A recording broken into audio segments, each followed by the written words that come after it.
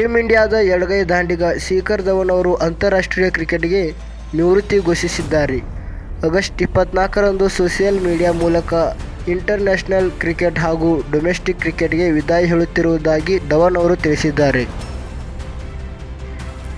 ಈ ನಿವೃತ್ತಿ ಘೋಷಣೆ ಬೆನ್ನಲ್ಲೇ ಶಿಖರ್ ಧವನ್ ಅವರು ಮುಂಬರುವ ಐಪಿಎಲ್ನಲ್ಲಿ ಕಣಕ್ಕಿಳಿಯಲಿದ್ದಾರಾ ಎಂಬ ಪ್ರಶ್ನೆಯೊಂದು ಹುಟ್ಟಿಕೊಂಡಿದೆ.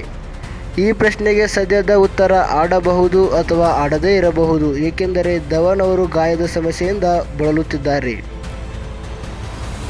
ಐಪಿಎಲ್ 2024ರಲ್ಲಿ ಶಿಖರ್ ಧವನ್ ಅವರು ಗಾಯಗೊಂಡಿದ್ದರು. ಈ ಗಾಯದ ಕಾರಣ ಅವರು ಕಳೆದ ಸೀಸನ್ನಲ್ಲಿ ಪಂಜಾಬ್ ಕಿಂಗ್ಸ್ ಪರ ಕೇವಲ 5 ಪಂದ್ಯಗಳನ್ನು ಆಡಿದ್ದರು. ಈ ಗಾಯದ ಸಮಸ್ಯೆಯಿಂದ ಅವರು ಇನ್ನೂ ಸಂಪೂರ್ಣವಾಗಿ ಗುಣಮುಖರಾಗಿಲ್ಲ. ಇದನ್ನು ಖುದ್ದು ಧವನ್ ಅವರೇ ಸಂದರ್ಶನವೊಂದರಲ್ಲಿ ತಿಳಿಸಿದ್ದಾರೆ. ಐಪಿಎಲ್ ವೇಳೆ ಉಂಟಾದ ಗಾಯದಿಂದ ನಾನು ಚೇತರಿಸಿಕೊಂಡಿದ್ದೇನೆ, ಆದರೆ 100% ಗುಣಮುಖನಾಗಿಲ್ಲ. ಸಂಪೂರ್ಣ ಫಿಟ್ನೆಸ್ ಸಾಧಿಸಲು ಮತ್ತಷ್ಟು ಸಮಯ ತೆಗೆದುಕೊಳ್ಳಲಿದೆ. ಇದನ್ನು ಶಿಖರ್ ಧವನ್ ಅವರು ತಿಳಿಸಿದ್ದಾರೆ. ಹೀಗಾಗಿ ಸಂಪೂರ್ಣ ಫಿಟ್ನೆಸ್ ಸಾಧಿಸಿದರೆ ಮಾತ್ರ ಅವರು ಐಪಿಎಲ್ನಲ್ಲಿ ಕಾಣಿಸಿಕೊಳ್ಳಲಿದ್ದಾರೆ. ಇನ್ನು ಮುಂಬರುವ ಐಪಿಎಲ್ನಲ್ಲಿ ಕಾಣಿಸಿಕೊಳ್ಳಲು ಬಯಸಿದ್ದರೂ ಪಂಜಾಬ್ ಕಿಂಗ್ಸ್ ಫ್ರಾಂಚೈಸಿ ಅವರನ್ನು ರಿಟರ್ನ್ ಮಾಡಿಕೊಳ್ಳಲು ಸಾಧ್ಯತೆ ಇಲ್ಲ.